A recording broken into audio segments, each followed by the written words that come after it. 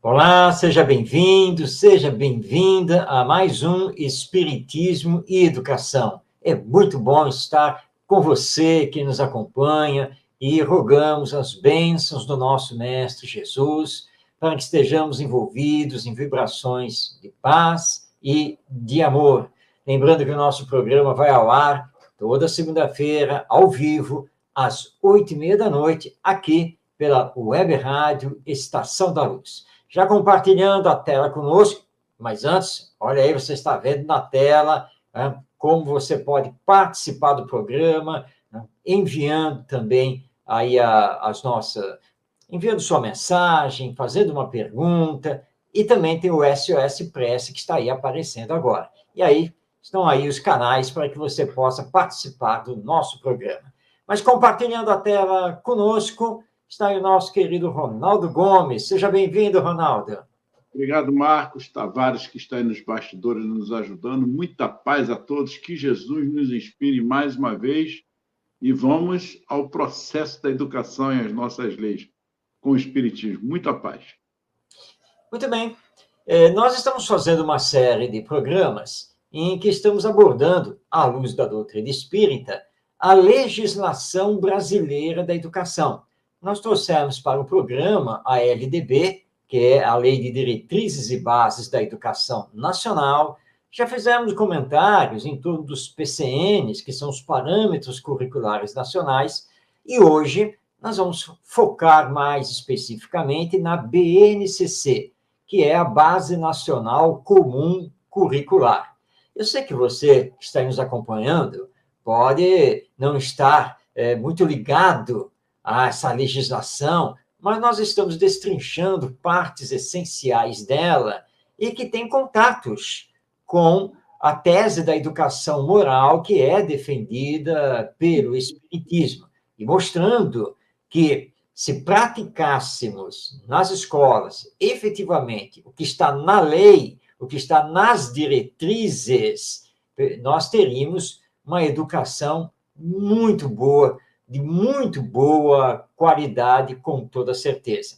E hoje, da introdução da BNCC, a Base Nacional Comum Curricular, nós vamos trabalhar o item, o compromisso com a educação integral, que é, na letra, espetacular.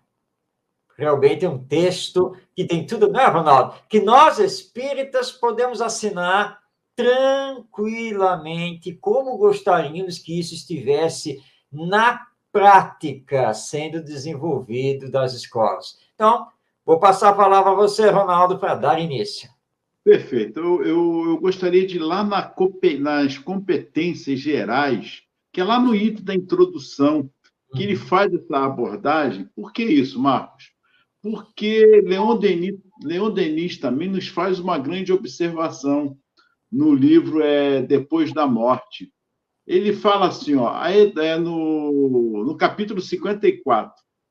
É interessante porque a gente faz essa junção para ver como essa importância na lei em que o Espiritismo não está querendo defender nada novo ou algo absurdo ou fora da lei da Terra, vamos colocar assim, mas que está ali, claro, dentro dos objetivos de um processo de educação. Então, o Leon Denis fala assim, a educação baseada numa concepção exata da vida transformaria a face do mundo. Suponhamos cada família iniciada nas crenças espiritualistas, sancionadas pelos fatos e incutindo-as aos filhos. Uma rápida transformação social operar-se-ia, então, sob a força dessa dupla corrente. Ponto. Hoje falamos muito no processo de humanização, que quando se fala em humanização, você fala na espiritualização também. Uma coisa está ligada à outra. Não há como você separar isso. E quem fala sobre isso, quem colocou, exemplificou sobre isso, foi o nosso Mestre Jesus. Olha como é que a gente começa a falar e viaja no pensamento. Porque ele traz esse processo de humanização, esse processo social. Ele foi o primeiro a se preocupar até mesmo com a mulher, o Marcos já falou, nós já falamos várias vezes aqui desse processo, ele foi o primeiro a mostrar a importância da família. Então, não há nada novo. Ele colocou a inclusão social de todos, não é de um ou desse ou parte da humanidade, seja porque é síndrome de Down, ou porque é a mulher não sei o quê, ou porque o outro é autista. Não, ele fez uma inclusão na sua totalidade, visando ser integral, ou educação integral. Não é uma coisa que está começando. Pelo amor de Deus, precisamos, de uma vez por outra, ou de uma vez por todas, perdão, darmos uma ênfase na lei. E aí eu gostaria, antes de ler, Marco, eu gostaria que você desse uma ênfase assim. Por quê? Vamos imaginar aqui que todos nós, educadores, professores, as famílias, tivessem esse conhecimento das leis em todo o seu processo. Porque está aí, não tem ninguém escondendo as leis. Não vamos criar essa desculpa, porque não há. Está ali. Ou não há acho que há uma falta de interesse da nossa parte para ficarmos na zona de conforto. São indagações que eu estou colocando que o Marco vai responder. Seria também o descaso de alguns, partindo de cima para baixo? Está aí, cria-se a lei, faz, e a própria política, o próprio sistema também não faz com que essa ordem de cima para baixo venha, de fato, a balizar como base, esse alicerce, a lei. Aí imagina uma enxurrada de tantas outras coisas, Marcos. Eu não quero falar muito, que eu sei que você vai comentar, mas eu estou pincelando mais ou menos antes de chegarmos lá na lei desse acesso. Eu vou repetir, o acesso é para todos, não há uma proibição, então não é uma desculpa. Pois é, Ronaldo. No campo da educação, conhecer a legislação é muito importante. Nós temos a LDB, que é a Lei de Diretrizes e Bases da Educação Nacional, então é a lei federal que regulamenta toda a educação nacional, mas nós temos na sequência um conjunto de documentos que é da máxima importância, não apenas para os professores, mas para os pais também. Então, você tem primeiro a LDB, a lei federal. Na sequência, através do Ministério da Educação, nós vamos ter os PCNs, que são os Parâmetros Curriculares Nacionais.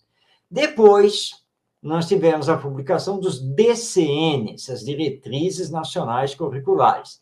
E, finalmente, a BNCC, a Base Nacional Comum Curricular. Entre outros dispositivos, mas esses realmente são essenciais, porque são eles que regem tudo o que fazemos no sistema educacional brasileiro, leia-se aqui as escolas de educação infantil, de ensino fundamental, de ensino médio e também o ensino superior. Lembrando que as escolas de educação infantil, fundamental e médio compõem o que aqui no Brasil a lei denomina de educação básica, nesses 3 ciclos, e aí nós vamos ter as famosas faculdades que compõem o ensino superior. Bem, por que é importante que os educadores conheçam tudo isso? Porque são as diretrizes daquilo que nós temos que fazer. O desconhecimento disso nos leva a ficar estagnados. Ou seja, nós temos uma lei e um conjunto de diretrizes que, como se dizia antigamente, no papel são muito bons, mas não vai para a prática, porque a maioria desconhece tudo. Não para estudar. E quando estuda, que é o caso da BNCC, Base Nacional Comum Curricular, todo mundo pula a apresentação e quer ir lá saber quais são as diretrizes para matemática, quais são as diretrizes para a língua portuguesa, quais são e compartimenta tudo, separa tudo.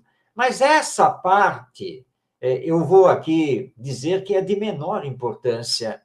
A de maior importância é toda a apresentação, toda a primeira parte, porque nos dá a base filosófica, psicológica do ser e do processo educacional. Daí o tema de hoje, que, aliás, o tema de hoje é exatamente o subtítulo, né, do item final da introdução da BNCC. Ele está aqui na minha frente, aqui na tela, aqui, ó, o compromisso com a educação integral. Esse é o nome do subtítulo que está lá na Base Nacional Comum Curricular. E aí você trouxe o Leon Denis, e o Leon Denis foi uma pessoa ligadíssima à educação, e ele tinha uma visão muito ampla e profunda. E ele vai nos lembrar nesse texto magistral desse capítulo do Depois da Morte, e, aliás, ele fala da educação no livro O Problema do Ser, do Destino e da Dor, ele fala sobre educação no livro O Grande Enigma, ele nunca para de falar da educação, na verdade.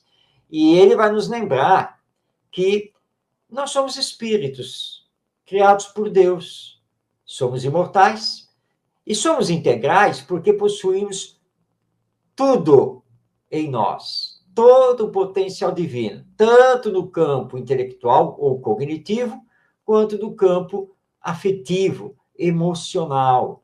E que, através das encarnações, o que nós temos que fazer é desenvolver todo esse potencial que vai nos levar para a prática do bem, do amor, da paz, da justiça, da fraternidade, da solidariedade. E, portanto, esse é o nosso compromisso. É para isso que precisamos nos voltar.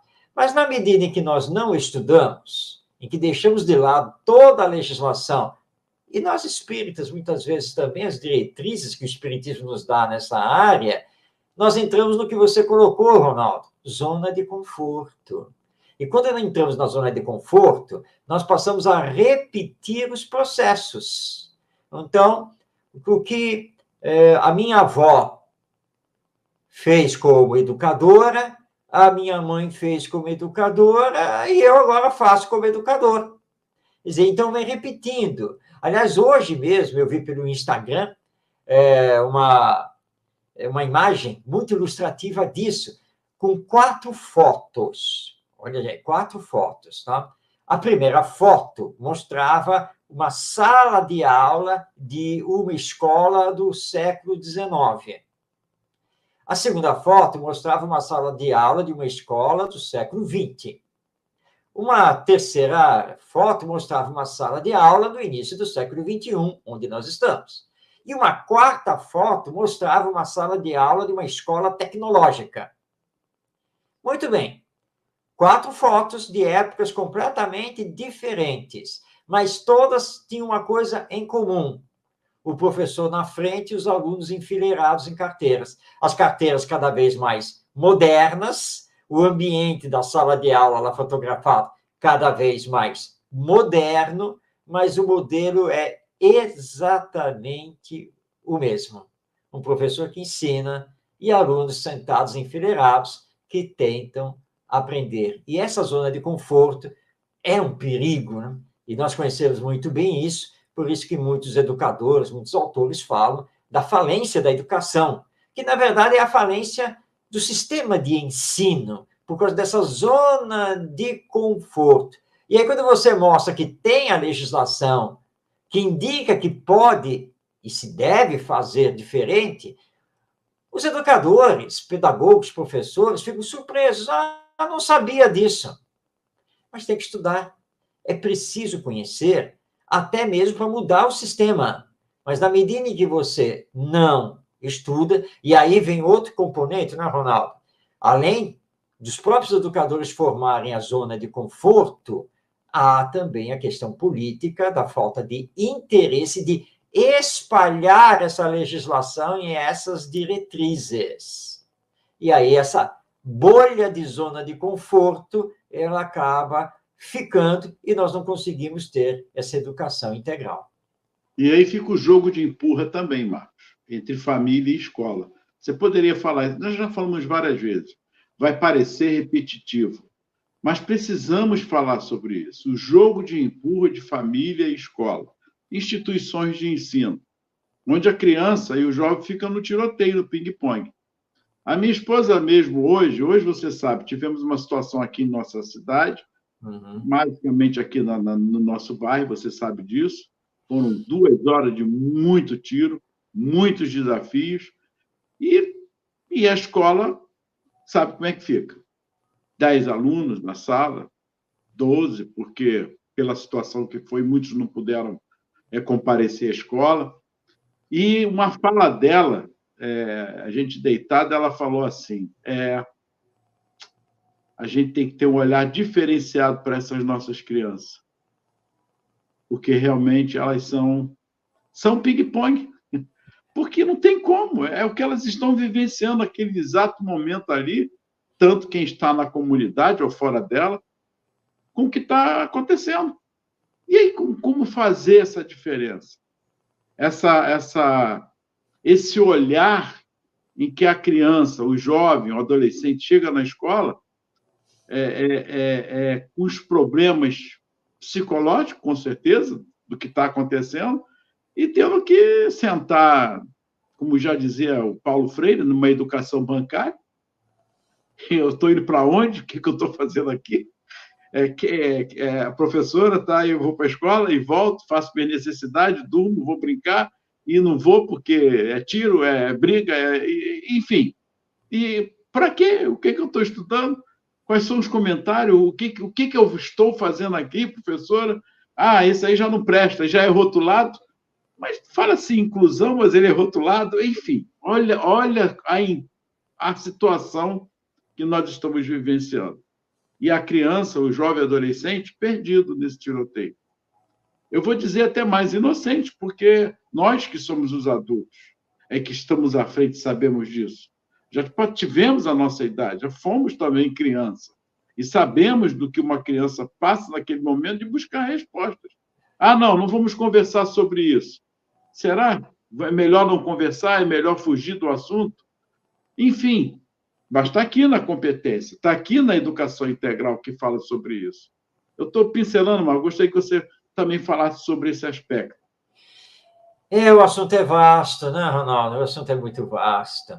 E nós precisamos realmente fazer essa integração entre a escola e a família, né? Não podem mais ficar separadas, dissociadas, e nesse jogo de empurra, em que os pais acham que a escola é que tem que educar, que tem que corrigir as más tendências, que tem que preparar para a vida e assim por diante. E a escola pega e diz que está assoberbada, cheia de problemas, empurra para a família, porque a família que tem que dar os limites, a família que tem que trabalhar os valores, que isso não é competência da escola. E aí você colocou bem, né, que é uma situação que nós já trabalhamos bastante, né, que é a criança que se torna a bola do famoso jogo de ping-pong ou tênis de mesa. Tá? Aliás, desculpe os tenistas profissionais, porque eles não gostam de dizer ping-pong. Tá? Mas é isso. Então, qual é a cena? De um lado da mesa estão os professores e a escola. Do outro lado da mesa estão os pais e a família. E a criança é a bola, que fica sendo jogada, né? E de vez em quando pega na rede, porque a rede são os psicólogos, os psiquiatras, não? Os psicanalistas, os neurologistas. Tá? Gente, está na hora de nós entendermos, o Ronaldo acabou de colocar isso, né? Que tanto a família quanto a escola são instituições de ensino, são instituições de educação da nossa humanidade. Enquanto nós continuarmos esse jogo de empurra, nós vamos continuar assistindo esses problemas sociais. O Ronaldo estava se referindo hoje, aqui especificamente, à cidade do Rio de Janeiro, de onde nós estamos transmitindo, que tem passado por uma situação terrível. A cidade do Rio de Janeiro, segundo as estatísticas oficiais, tem aproximadamente 1.000 favelas ou comunidades. Tá? Mas não deixam de ser favelas, está aí a CUF, né, para nos dizer. Favela, tá? A central única das favelas. E nós estamos numa situação em que o tráfico de drogas e as milícias têm ocupado todas essas comunidades e estão estendendo o território para além dessas comunidades, dessas favelas. E o governo tem agido para realizar o combate apenas e tão somente com a segurança pública, com as ações policiais, que são necessárias, é verdade, mas que jamais resolverão o problema, porque nós temos que entrar com a educação, com a cultura, com o social, com a saúde, com a urbanização, com a humanização daquilo que estamos fazendo na formação das novas gerações. A escola não vai fazer milagre. Aliás, nós espíritas sabemos muito bem que o milagre não existe. E, por outro lado, a família também não vai fazer milagre. Mas se nós juntarmos os esforços, compreendendo o que a educação de fato deve fazer com esses espíritos que reencarnam e compõem as novas gerações, aí nós vamos começar, de pouco em pouco, corrigir esses desvios sociais. Porque vamos começar a trabalhar a educação moral desse espírito. E aí sim, família e escola unidos num projeto de educação moral, ou deem o nome que quiserem, um projeto de educação integral, um projeto de educação em valores humanos. Isso pouco importa. Mas o que importa é trabalharmos a humanização, a espiritualização, darmos a essas gerações ideais e valores mais enobrecidos, mais profundos, para a melhor formação do caráter e o combate às más tendências que esses espíritos ainda estão trazendo. Essa é a visão que o espiritismo possui. E que na letra, a diretriz aqui educacional também diz, não é, Ronaldo? Sim. Perfeito, Marcos. Está aqui, ó. É o que ele está dizendo aqui na página 13, estou na introdução só, dessa parte aqui, ó. Nesse contexto, a BNCC afirma de maneira explícita o seu compromisso com a educação integral. Reconhece, assim, que a educação básica deve visar a formação e ao desenvolvimento humano global, o que implica compreender a complexidade e não linearidade desse desenvolvimento, rompendo com visões reducionistas que privilegiam ou a dimensão intelectual, cognitiva, ou a dimensão afetiva. Não é isso. É um aspecto integral desse ser. Significa ainda assumir uma visão plural, singular e integral da criança. Olha que interessante. E mais à frente diz assim, independentemente da duração da jornada escolar. Marcos, é forte. Independentemente da duração da jornada escolar, o conceito de educação integral com a qual a BNCC está comprometida se refere à construção intencional de processos educativos que promovam aprendizagens sintonizadas com as necessidades, as possibilidades e os interesses dos estudantes, e também com os desafios da sociedade contemporânea. Isso supõe considerar as diferentes infâncias e juventudes, as diversidades culturais, juvenis e seu potencial de criar novas formas de existir. Ué, isso tudo tem a ver com espiritualidade e humanização, pelo amor de Deus. Está aqui. Está na lei. E deixa independentemente da duração da jornada escolar, ou seja, pode estar inserida em todas as disciplinas, matemática, português, ciência, biologia, enfim, em todas elas, fazendo a multidisciplinaridade das disciplinas, tem que estar em comum acordo com a outra, fazendo essa jornada escolar pedagógica na formação da educação integral, do saber, do sentimento, da formação do caráter, todas elas explícitas ali. É isso que se propõe. E essa parceria com a família e a escola, as instituições, elas devem estar em todo o patamar que vise tão somente a formação desse ser que está no processo de formação moral, o que vai contribuir conosco, os agentes mais velhos que estão à frente, também contribuindo com esse desenvolvimento de formação integral que está na lei. Por quê?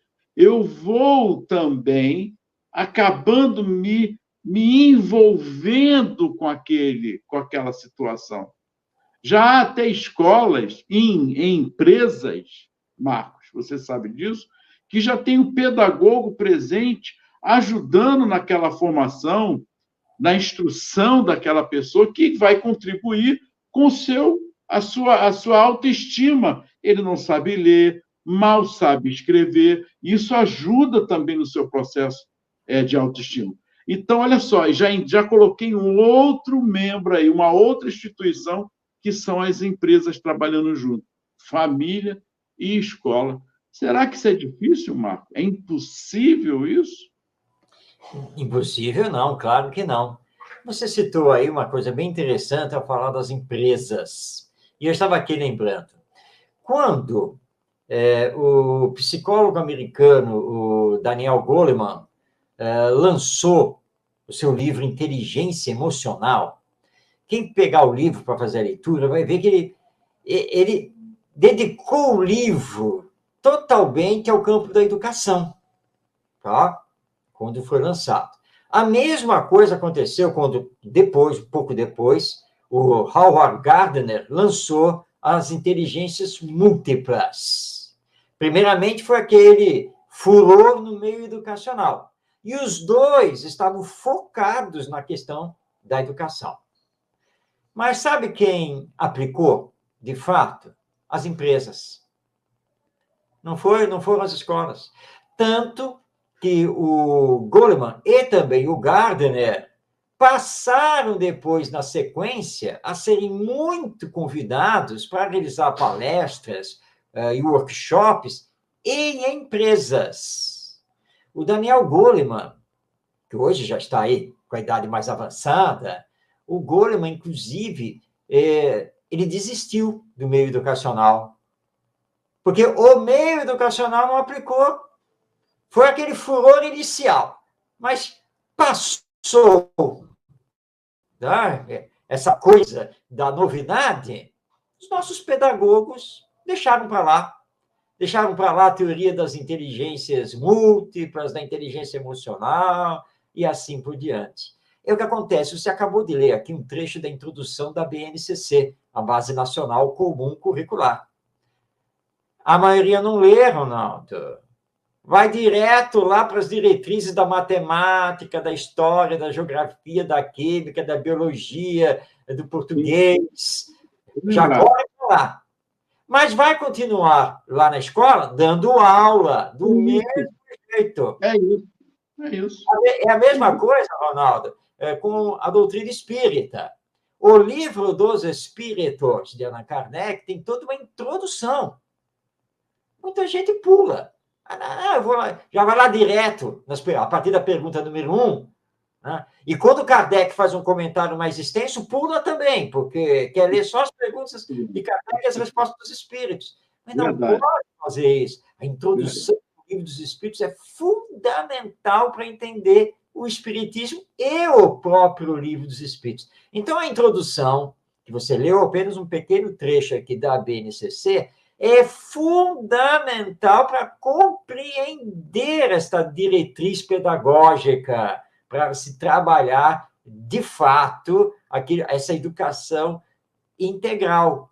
Então, nós precisamos resgatar, olha, tem que resgatar a inteligência emocional, as inteligências múltiplas, tem que resgatar a questão da humanização, da educação integral, que, aliás, com todas as letras, a BNCC diz aqui que a educação integral não se confunde com escola em tempo integral. São coisas completamente diferentes, não é, Ronaldo? Perfeito. E, olha, eu vou na página 16, se você está aí para lá, Base Nacional Comum Curricular e Currículos. Ela vai dar um outro segmento aqui. Vamos lá.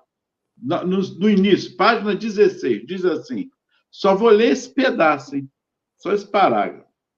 A BNCC e os currículos se identificam na comunhão de princípios e valores que, como já mencionado, orientam a LDB e a DCN. Dessa maneira, reconhece que a educação tem um compromisso com a formação e o desenvolvimento humano global em suas dimensões intelectual, física, afetiva, social, ética, moral e simbólica. Eu tenho que ir, porque eu não estou entendendo. Aí, quando o Marcos fala, ou nós falamos aqui, a educação moral, aí assusta. Moral, quem é que tem moral para falar comigo? Já explicamos várias vezes sobre ética. Já falamos o que é a moral, não é nenhum bicho-papão, não é santidade. Moral não é ser santo. Jesus deu o maior exemplo disso. Se ele viesse em busca de santos, ele não escolheu os 12 discípulos, que lhe deram enorme trabalho para que ele pudesse educá-los nessa formação que está aqui falando. Não foi fácil. Tanto que um ainda o traiu. Foi traído e acabou traído. O outro negou ele 3 vezes. Sumiram todos na hora que ele mais precisou. Ele não buscou santidade. Ele está buscando isso aqui até hoje. Nas dimensões intelectuais, física, afetiva, social, ética, moral e simbólica. Marcos, o que está difícil de compreender isso, nas instituições, juntarmos os 3, a família, a escola e a empresa em relação a isso, de fato nos debruçarmos sobre isso, e que não importa o tempo escolar que se tenha, que agora aumentou até o tempo, aumentou-se o tempo mais uma vez. E aí, Marcos? Está aqui. Quer que eu leia mais? Pois é, Ronaldo. O problema é o seguinte: muitos pais e muitos professores, e aqui colocando os pedagogos também, ainda têm a mentalidade de que educar é ensinar. E ensinar é dar aula. Tá? Tudo bem, os livros didáticos hoje estão mais dinâmicos, modernizados. Você usa tablet, por exemplo, para os alunos, lousa digital, etc. A nível de recursos, sim, ok, nós temos muita coisa nova, mas os recursos não fazem a educação.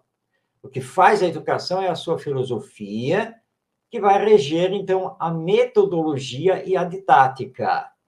E é aí o grande nó. Esse é o grande problema.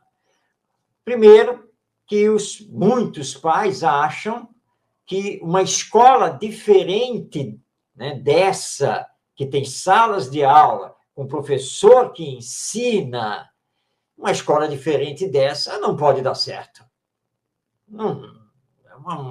Ou então é muito difícil de entender.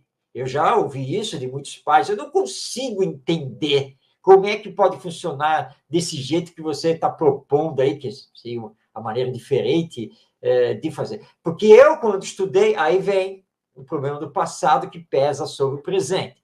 Mas eu também estudei nessa escola com salas de aula, professores que ensinam e nós, alunos, que tentávamos aprender. Eu estudei nessa escola, mas não fiquei parado nela, não fiquei preso nesse modelo. Eu vi que poderíamos ter modelos diferentes que dão certo e, aliás, com muito maior qualidade. Mas muitos pais não admitem isso. Então, quando o filho chega da escola, qual é a pergunta básica? Tem dever de casa? E quando não tem dever de casa, os pais já ficam alarmados. Como não tem dever de casa? Porque parece que o dever de casa é uma coisa sagrada, que o seu filho só vai aprender se tiver lições para fazer em casa, que é para reforçar o que está aprendendo lá na escola. Quando é que vai ter prova? Quando é que é a prova? Não, a nossa escola não trabalha com provas. Como assim? E vai avaliar de que jeito, se não faz a prova e não dá nota? Então, nós já temos um problema de mentalidade por parte dos pais.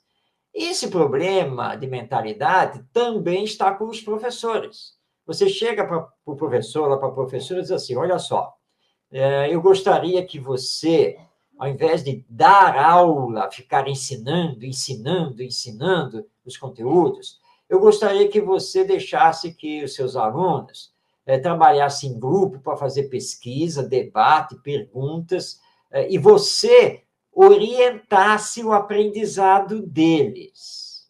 E eu já recebi resposta prontinha. Eu não sei trabalhar desse jeito.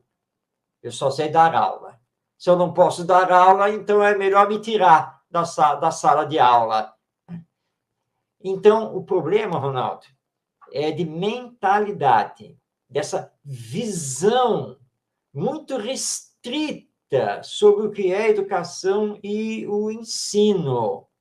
E aí, quando nós falamos de escola nova, escola inovadora, escola democrática, as pessoas ficam assustadas. Mas como assim? Não tem as séries, não tem a prova? Mas como assim? Meu filho vai estudar com os colegas? E o professor faz o quê nessa escola? O professor orienta, caminha junto, senta junto. Ele não fica lá sem fazer nada, não, e os alunos fazem o que bem entendem. Não é nada disso. Mas só que os alunos não estarão mais enfileirados e o professor não estará lá na frente, ele ensinando. O que nós queremos é mudar isso. Então, a grande questão da BNCC, da LDB, enfim, das diretrizes pedagógicas, educacionais que nós temos, não estarem na prática em funcionamento, é porque nós não quebramos os paradigmas. Os paradigmas continuam os mesmos. Então, por isso que está só na letra, está só no texto, não está lá na prática. Então, nós temos que quebrar esses paradigmas, essa mentalidade, para dizer que precisamos fazer diferente, tem como fazer diferente, e o fazer diferente é que vai fazer a diferença na formação das novas gerações e na formação de uma sociedade melhor. Você falou bem, Marcos, fazer a diferença, não é ser diferente. Eu vou fazer uma pergunta aqui, rápido, e gostaria de uma resposta rápida também. O que é inclusão, afinal de contas? Inclusão é nós nos entendermos como seres humanos que somos, independente de qualquer diferença que tenhamos. Tratarmos-nos como iguais, cada um no seu grau de desenvolvimento, mas com amplo potencial de se desenvolver. E aí, sem diferenças, sem discriminações, sem preconceitos. Isso é inclusão. Então isso é só inclusão para todos que são deficientes? Não, para todos os seres humanos. Não é uma questão apenas de deficiências. Então, não entendi, porque a maioria das escolas trabalham de uma forma...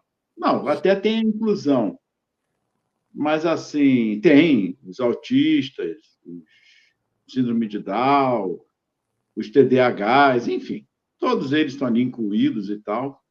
Mas é engraçado que, quando são crianças que têm algumas dificuldades de aprendizagem, ou que não querem nada, que são rotuladas, elas são destacadas para uma turma só para eles.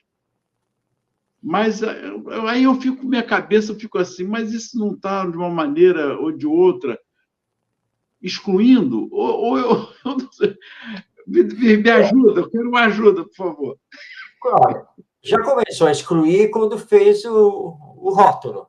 Não, mas aí é um processo pedagógico, porque aí é um processo, você está confundindo inclusão com... Peraí, aí está diferente, aí eles têm que aprender lá. Eu não sei. Vou dar um exemplo. O Ronaldo é questionador, né? Mas é muito importante. Certa vez numa escola, eu estava conversando com o diretor, e ele disse assim, não, aquela ala da escola agora não pode usar porque eu estou reformando as salas, tá? Estou modernizando, vão ficar salas muito boas mesmo. E eu vou recompor as turmas, porque para aquelas salas que estão sendo reformadas, eu vou colocar só os melhores alunos.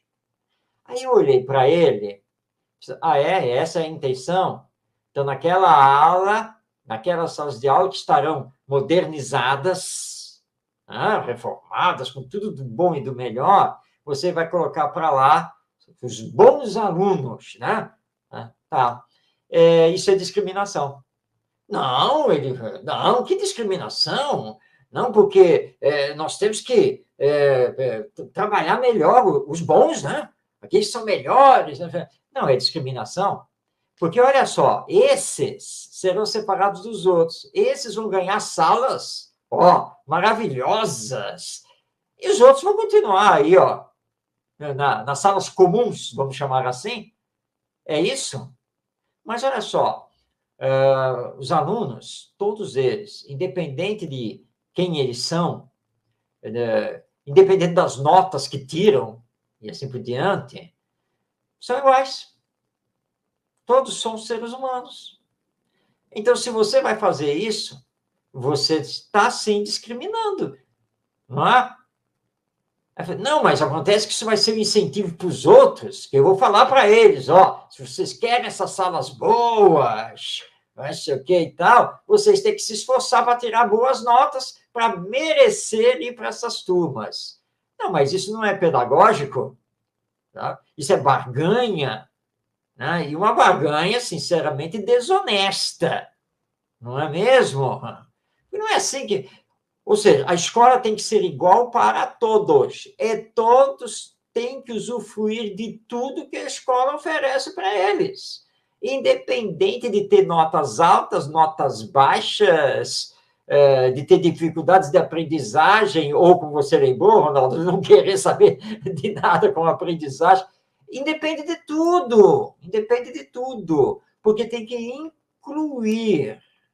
Aí eu perguntei, e os professores? Quem é que vai trabalhar nessas salas maravilhosas, reformadas? Não, vou escolher a dedo. Não é qualquer professor, não. Outra discriminação. Isso aí, isso aí. Então... O próprio professor também diz que o outro é o potencial para aquele tipo de aluno, que aquele aluno ali não presta, né? Então, esse professor, ele também não presta, mas presta para aquilo. Agora, para o outro, são outro tipo. E nisso você vai de rodão, sendo discriminado também, batendo palmo para maluco. Me desculpe para colocar assim, mas é uma realidade. Gente, olha só. Eu sou pedagogo e eu me debato muito com alguns colegas pedagogos também, porque tem alguma coisa errada nesse processo. Você quer ver? O Marcos acabou de dizer aqui. Acabou de colocar aí. Marcos, o tempo é curto. Se eu, como educador, estou com uma sala inclusiva, uma escola inclusiva, que eu tenho que me debruçar, fazer de tudo, até o que eu não posso, ser psicólogo, fonoaudiólogo, dentro desse processo. Aí eu estou com 4 crianças dentro da sala de aula que têm um processo de inclusão.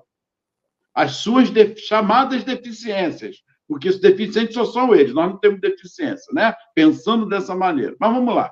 Aí eu tenho que me debruçar.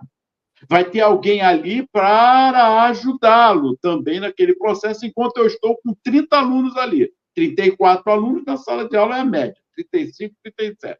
Esses 4 eu vou fazer o possível.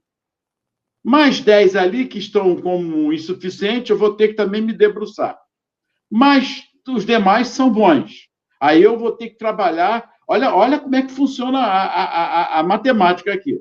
Não, mas desses aqui que não presta, ano que vem, você reprova e já vão ficar naquela turma lá que são os incluídos na inclusão iguais, dos iguais, né? Eu estou mesclando mesmo, que é para mexer com a cabeça de quem estiver ouvindo. Aí está lá, e eu, como professor, vou ficar com quem? Com aqueles mesmo, porque eu que reprovei, vou ficar com eles. Aí o outro professor vai ficar com os melhores, chamados os melhores. Então tá, Marcos, vamos lá.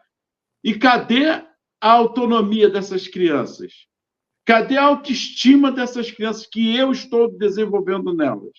O que eu estou tentando fazer? Eu estou falando eu, professor, não. Eu, os agentes, direção, coordenação, sistema, político, tudo no meio. A Secretaria de Educação. Aí vamos a uma historinha que eu quero que o Marcos conte, que é para ilustrar onde eu quero chegar, a importância desse educador quando ele faz a diferença. Que nós vamos voltar semana que vem. Eu vou ler e vou lembrar o Marcos e ele vai contar a historinha. Olha só, olha o que diz o BNCC, dando continuidade na página 16. Além disso, preste bem atenção para que vocês possam compreender. Lei. É uma lei. São diretrizes. Vamos lá. Além disso, a BNCC e currículos têm papéis complementares para assegurar as aprendizagens essenciais definidos para cada etapa da educação básica. Pô, legal. Uma vez que tais aprendizagens só se materializam mediante o conjunto de decisões que caracterizam o currículo em ação, prática. Não é ficar aqui, não. É a praticidade disso. Vamos agir, vamos fazer.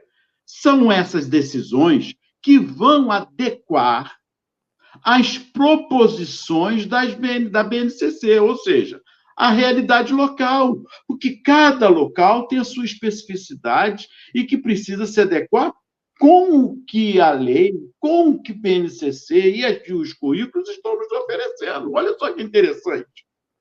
A realidade local, considerando a autonomia dos sistemas ou das redes de ensino e das instituições escolares, como também o contexto e as características dos alunos. Que interessante. Não falou aqui esse ou aquele aluno. 2 alunos. Essas decisões que resultam de um processo de desenvolvimento e participação das famílias e da comunidade refere-se, entre outras ações, a... E aí, semana que vem, nós vamos continuar. Mas para provar a vocês que esse professor ele faz da triplo coração para não excluir ninguém, eu quero que você conte a historinha do Michael, Marcos, por favor. Aquele aluno. Conta, por favor, Marcos, o Michael Jackson, por gentileza. Essa é uma história muito tocante, né?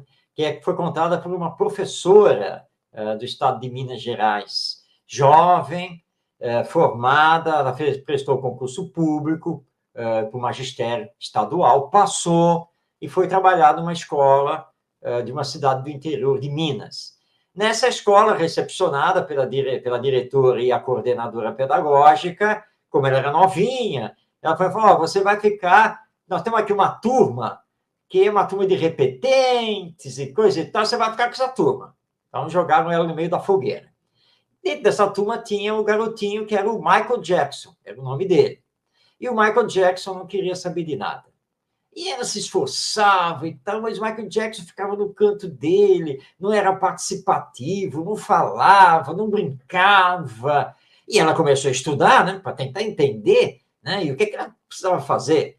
Primeira coisa que ela fez foi conversar com as colegas. As colegas falaram, se vira, esse daí, não perca tempo com ele, não sei o que, coisa e tal. Mas ela queria fazer o melhor. Quando vieram as férias e o Michael Jackson nada, ela foi estudar, foi fazer um curso, né, foi aprender mais algumas coisas e veio com novas ideias e novas práticas.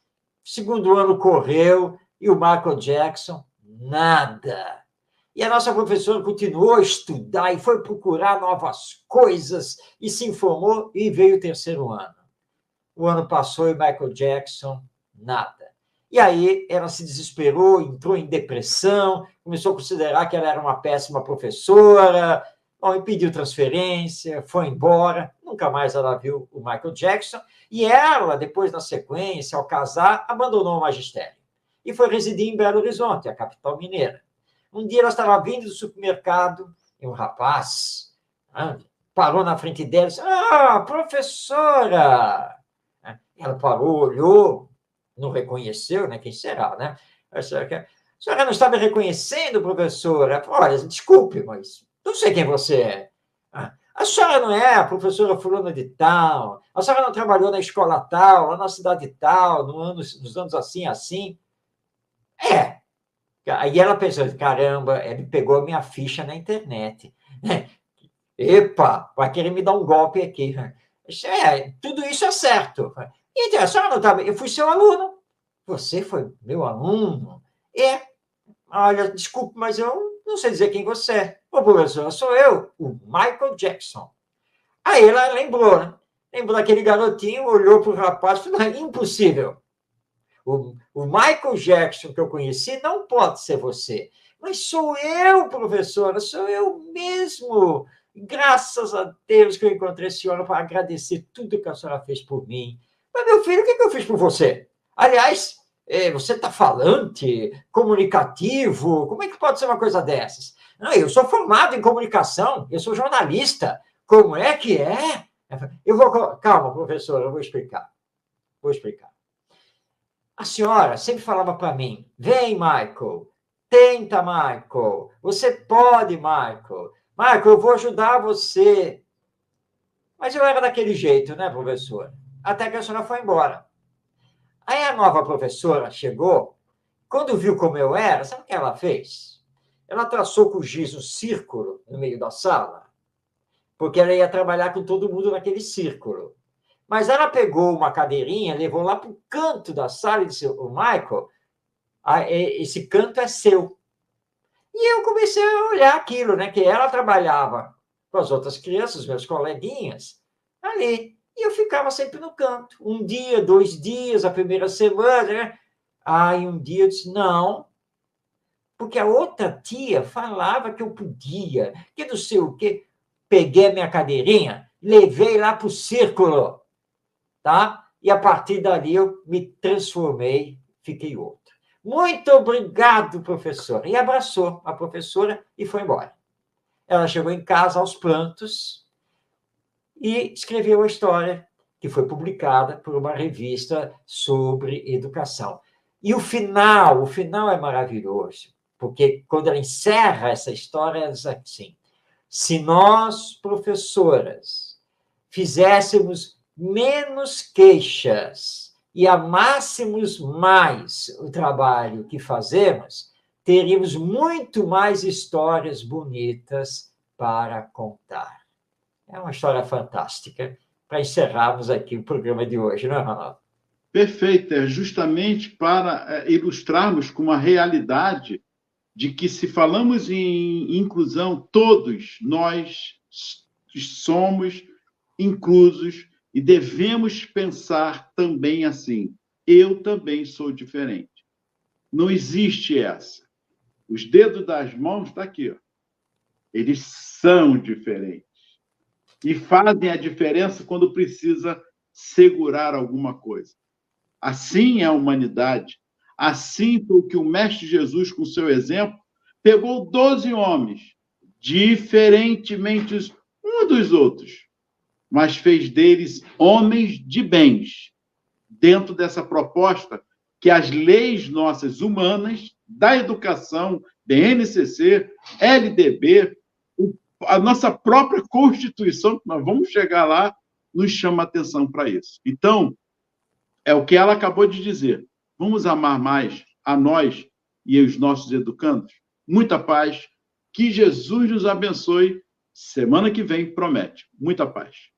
Lembrando, então, neste final, que o Espiritismo propõe essa nova educação.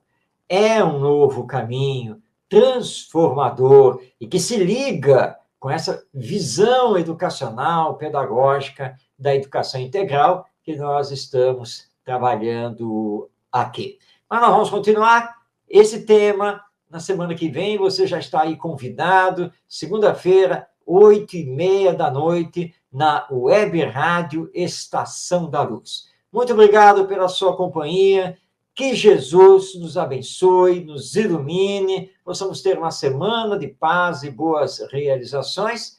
E até semana que vem, em mais um Espiritismo e Educação.